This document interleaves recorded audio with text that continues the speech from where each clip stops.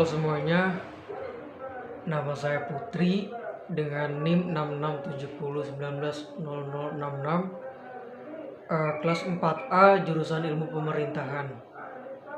Jadi mohon maaf sebelumnya jika suara saya kurang terdengar jelas karena sedang ada ceramah Idul Fitri. Jadi minal aidin wal faidin, mohon maaf lahir dan batin untuk kalian yang menjalankan dan merayakan hari raya Lebaran Idul Fitri.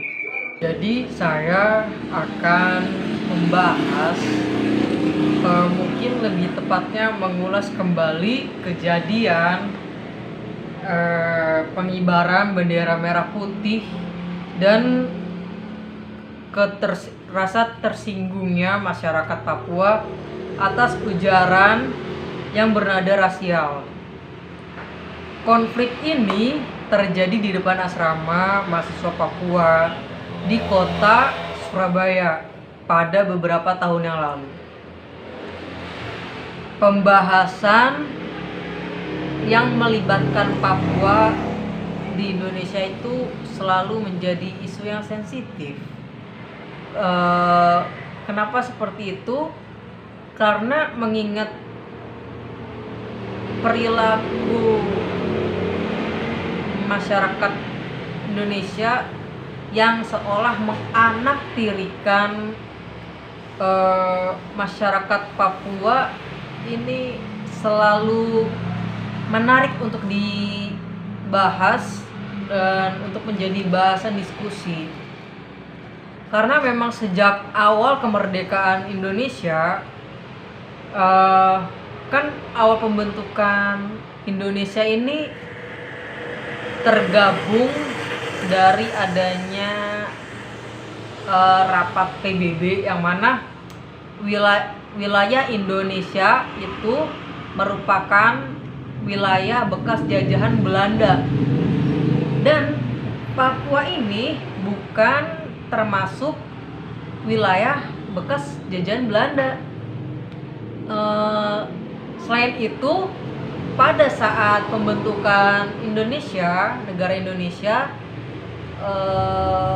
di kejadian Sumpah Pemuda, yang mana di situ tergabungnya pemuda-pemuda dari wilayah lain seperti Jong Jawa, Jong Sumatera dan lainnya, yang mana itu adalah pemuda-pemuda perwakilan daerah masing-masing, tapi pemuda Papua tidak ada perwakilannya dan tidak ikut terlibat dalam perumusan Sumpah Pemuda. Oke, lanjut ke pembahasan konflik antara ormas dengan mahasiswa Papua. Jadi latar belakangnya itu tersebarnya berita di warga setempat bahwa terjadinya pengerusakan bendera merah putih di depan asrama mahasiswa Papua.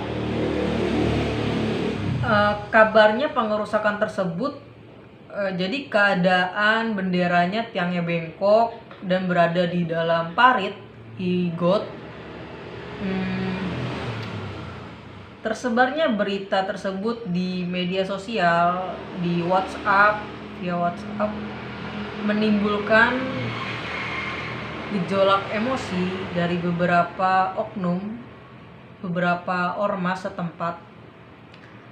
Namun faktanya ini belum terdapat bukti bahwa pengerusakan tersebut dilakukan oleh mahasiswa Papua.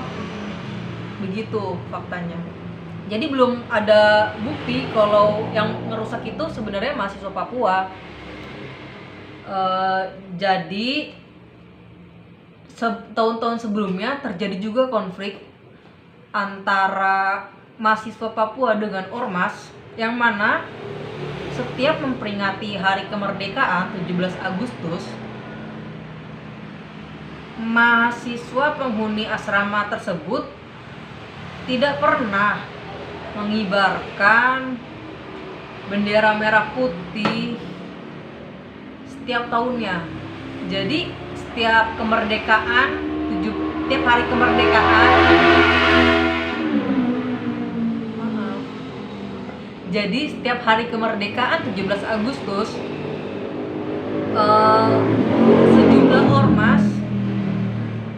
sejumlah ormas itu memantau asrama mahasiswa Papua ini.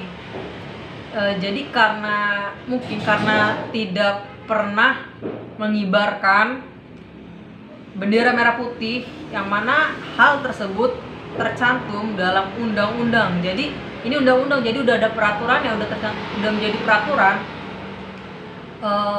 yaitu di Undang-Undang Nomor 24 Tahun 2009 Pasal 7 Ayat 3 yang berbunyi bendera negara, yaitu merah putih ini, bendera negara wajib dikibarkan setiap pengibaran hari kemerdekaan oleh warga negara dan sebagainya. Kalian bisa cari sendiri isi lengkapnya di internet.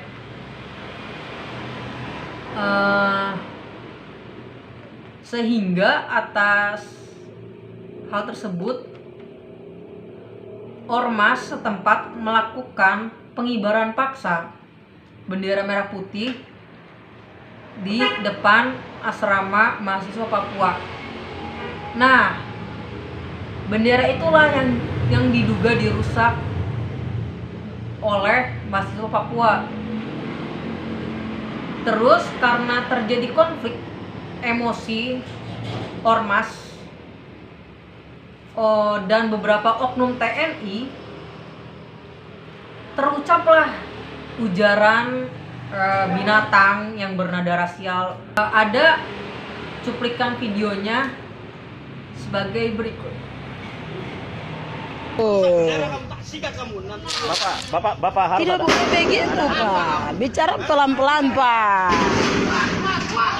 harus mengarah ke oknum Bapak. Ada oknum, laporkan ke pimpinan saya. Coba. Ya. Iya, Kamu ini bendera ini kamu. iya, tidak semua penghuni di sini. Alah, penghuni keluar. Oh, lihat kamu. Keluar kalau berani lo. Kamu lihat, Pak.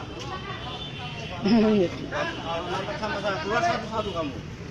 Ya, nyong. Monyong dewe. Kamu tidak usah ke siapa. Ini langsung lihat fokus ke siapa-siapa. Fokus kameranya. Fokus yang bicara banyak.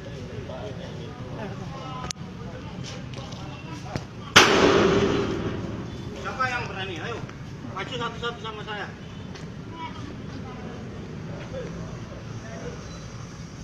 Satu kali lagi kamu rusak bendera, sikat kamu. Lihat aja kamu. Kamu keluar nanti malam ya, jam 12 tak tunggu. Ngapain? Mereka ke sana. Baca ini terlalu arogan. Kalau manusia yang ada jalan ini, dia yang tadi provokasi masyarakat ini dengan bahasa-bahasa monyet. Ini Pace yang ada jalan ke sana. Ormas pada datang.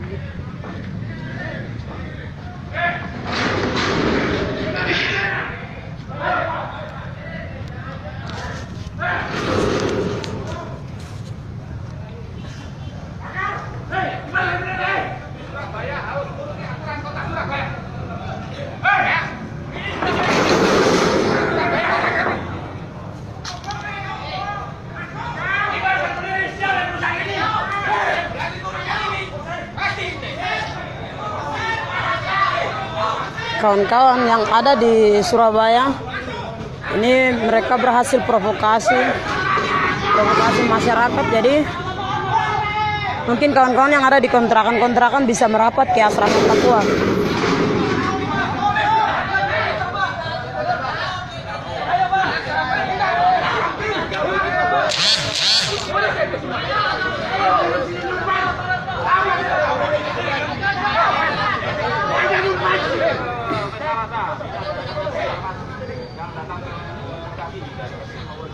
Buka ini.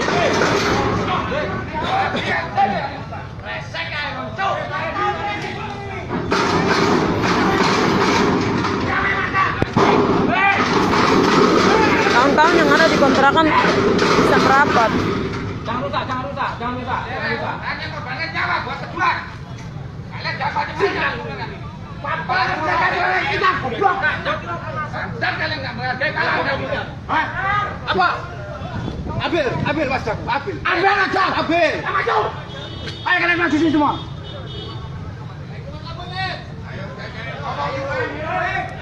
Banyak lagi yang dikeluarkan. Kawan-kawan yang ada di kontrakan-kontrakan kalau bisa merapat karena ini intel beberapa mereka sudah berhasil ini provokasi beberapa masyarakat ini. Daerah lihat bongkorai mau bisa. Diuntung kon bisa. Kalau sampai sejarahnya ini jatuh lagi, kalian akan positif. Surabaya bongkoraimu. Jadi Surabaya kon. Nah, dari video tersebut, video itu diupload oleh salah satu mahasiswa Papua yang berada di tempat lokasi. Kalian bisa melihat video fullnya ada di YouTube. Dari video tersebut kita setidaknya bisa mengetahui bagaimana kondisi ketegangan perseteruan yang terjadi antara ormas dan mahasiswa Papua.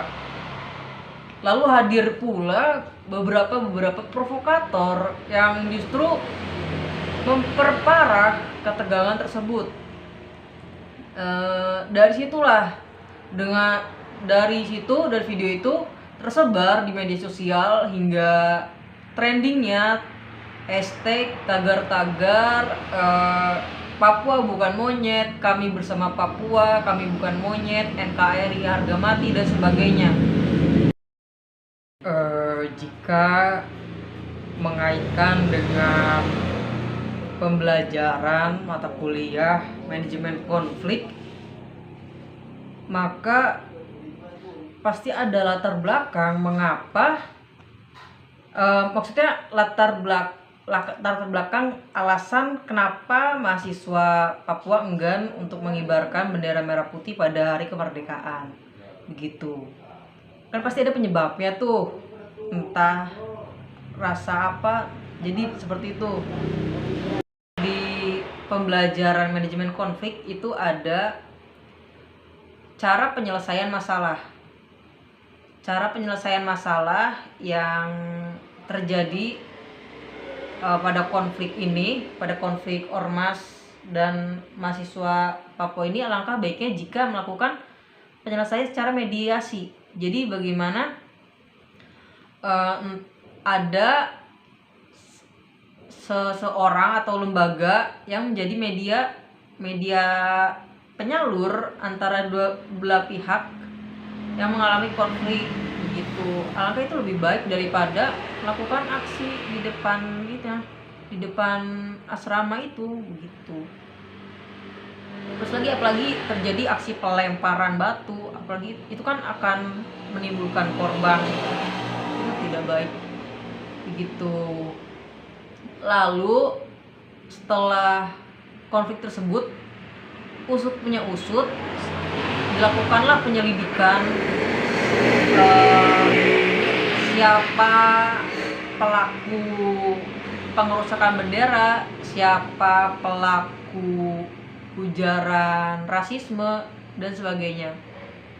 Didapatlah bahwa berita yang tersebar di masyarakat tentang pengerusakan bendera merah putih yang berada di parit tersebut adalah berita hoax.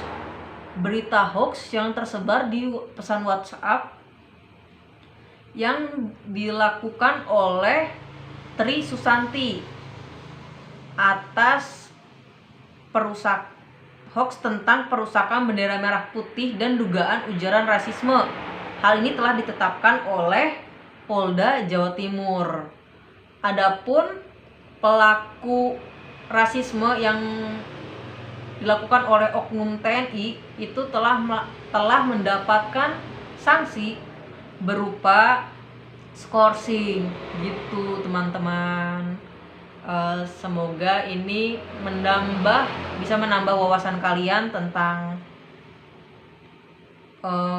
tentang kejadian ini, meskipun telah terjadi beberapa tahun lamanya, tapi dampaknya masih ada, bahkan terus terjadi. Bagaimana rasisme masih terjadi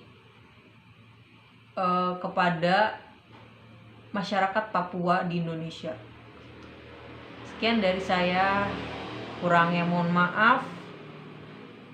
Kalau ada kalian punya informasi lebih lengkapnya, bisa cantumkan ke kolom komentar.